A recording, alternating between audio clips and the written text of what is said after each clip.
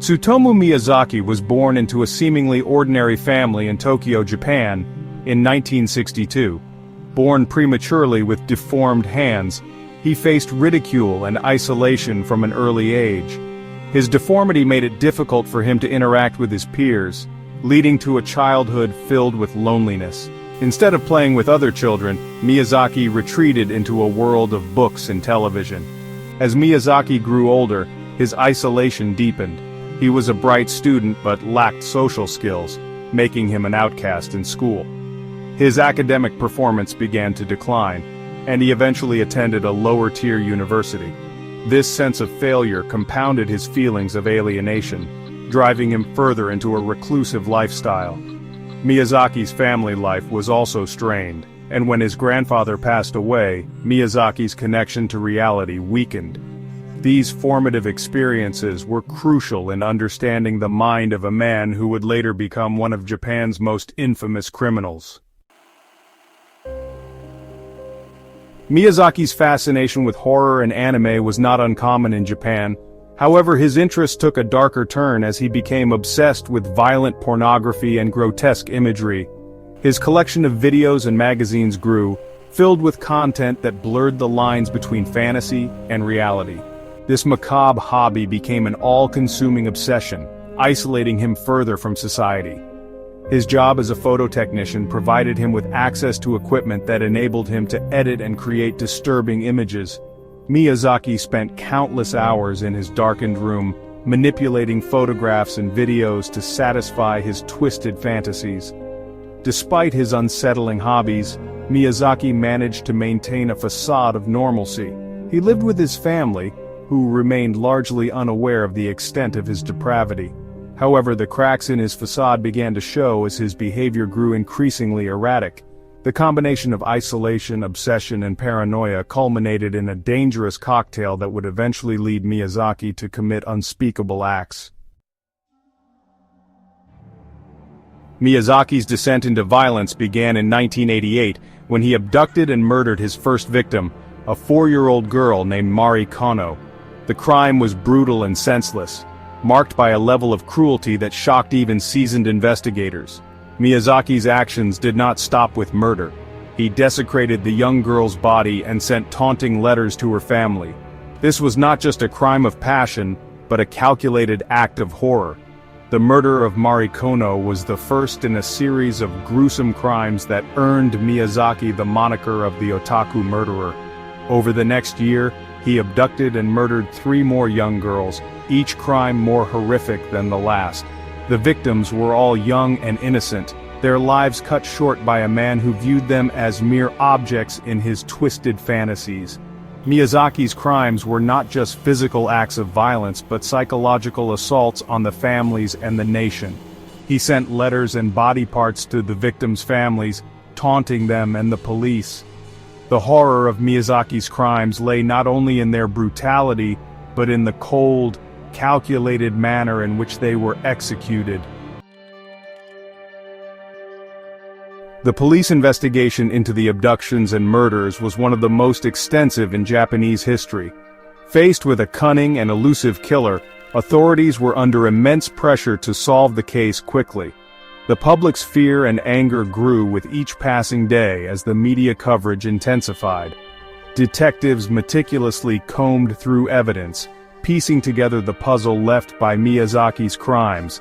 They analyzed the letters and items sent to the victims' families, searching for clues that could lead them to the murderer.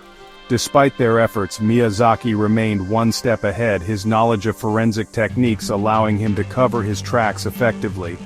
The turning point in the investigation came when Miyazaki attempted to abduct another girl in July 1989. This time, his actions were witnessed by a passerby who intervened and alerted the authorities. Miyazaki was arrested on the spot, and the evidence found in his possession linked him to the previous murders. The capture of Miyazaki marked the end of a terrifying chapter in Japan's history, but it was only the beginning of unraveling the full extent of his crimes. Miyazaki's arrest was a moment of collective relief for a nation paralyzed by fear. However, the revelations that followed were even more shocking. As investigators delved into his life, they uncovered a disturbing world of grotesque obsessions and meticulously planned crimes. The evidence found in his home painted a chilling picture of a man who was both deeply disturbed and meticulously organized in his pursuit of violence. The discovery of Miyazaki's extensive collection of violent pornography and anime confirmed suspicions about his twisted interests. His room was filled with videos, magazines, and photographs, offering a glimpse into the mind of a man who had blurred the lines between fantasy and reality. During interrogation, Miyazaki showed little remorse for his actions. He spoke of his crimes in a detached manner, as if recounting scenes from a film rather than real-life atrocities. His lack of empathy and chilling calmness shocked investigators and the public alike. The arrest and subsequent revelations about Miyazaki's life and crimes forced Japan to confront the uncomfortable reality of mental illness and societal pressures. Miyazaki's trial began in 1990, becoming one of Japan's most high-profile cases. The courtroom was packed with journalists, victims' families, and the public. The trial aimed to understand Miyazaki's mind and his heinous acts. The prosecution detailed the brutality of Miyazaki's crimes. They argued his actions were premeditated. The defense focused on his mental state. Miyazaki remained largely unemotional. Victims' families relived their trauma, seeking justice. Miyazaki was found guilty and sentenced to death. The trial left some questions unresolved. The public reaction to Miyazaki's trial and subsequent conviction was one of horror and disbelief. The details of his crimes and the coldness with which he recounted them shocked a nation that prided itself on safety and social harmony. The media coverage was extensive, with every new revelation about Miyazaki's life and actions sparking further outrage and fear. The case sparked a national conversation about the influence of media and the potential dangers of obsession. Many questioned the impact of violent and grotesque content on vulnerable individuals, particularly in a society where anime and manga were deeply ingrained in the cultural fabric. The term otaku became synonymous with Miyazaki's crimes, casting a shadow over a subculture that had previously been seen as harmless. Families across Japan were forced to confront the uncomfortable reality of mental illness and its potential consequences. The case highlighted the need for greater awareness and support for those struggling with psychological issues, as well as the importance of early intervention. The horror of Miyazaki's actions left a lasting impact on Japanese society, prompting widespread reflection on issues of safety, mental health, and the influence of media. The chilling tale of Tsutomu Miyazaki had far-reaching implications for Japanese society, particularly in its perception of otaku culture. Prior to the murders, being an otaku was often associated with harmless enthusiasm for anime, manga, and video games. However, the revelation of Miyazaki's obsessions cast a dark shadow over this subculture, leading to increased scrutiny and stigmatization of those who identified as otaku. The media's portrayal of Miyazaki as the Otaku Murderer fueled public fear and misunderstanding, creating a narrative that linked his crimes to his interests in anime and pornography.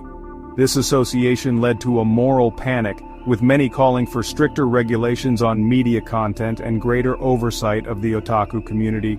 In response to these concerns, there was a renewed focus on mental health awareness and support.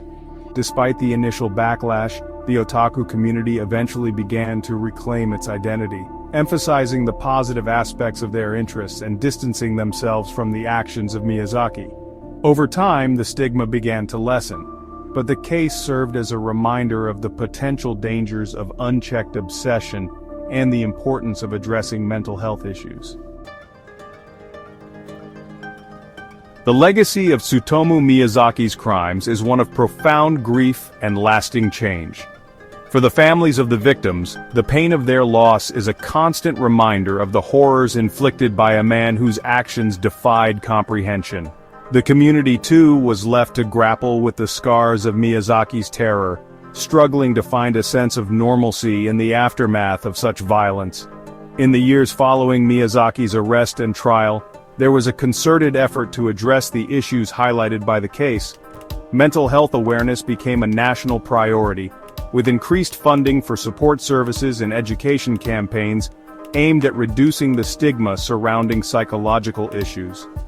Schools, communities, and families were encouraged to be more proactive in identifying and addressing the signs of mental illness and social isolation. The case also prompted a re-evaluation of media content and its potential impact on vulnerable individuals. Efforts were made to balance creative freedom with responsibility, fostering a culture of awareness and sensitivity. The chilling tale of Tsutomu Miyazaki serves as a sobering reminder of the capacity for darkness within humanity and the importance of vigilance in preventing such horrors. The lessons learned from this tragedy continue to shape Japanese society, guiding efforts to ensure that such a nightmare is never repeated. The legacy of Tsutomu Miyazaki's crimes is one of profound grief and lasting change. For the families of the victims, the pain of their loss is a constant reminder of the horrors inflicted by a man whose actions defied comprehension. The community, too, was left to grapple with the scars of Miyazaki's terror, struggling to find a sense of normalcy. Following Miyazaki's arrest, there was a concerted effort to address the issues highlighted by the case. Mental health awareness became a national priority, with increased funding for support services and education campaigns. Schools, communities, and families were encouraged to be more proactive in identifying and addressing mental illness. The case also prompted a re-evaluation of media content and its potential impact on vulnerable individuals. Efforts were made to balance creative freedom with responsibility, fostering a culture of awareness and sensitivity. The chilling tale of Tsutomu Miyazaki serves as a sobering reminder of the capacity for darkness within humanity. The lessons learned from this tragedy continue to shape Japanese society, guiding efforts to ensure that such a nightmare is never repeated.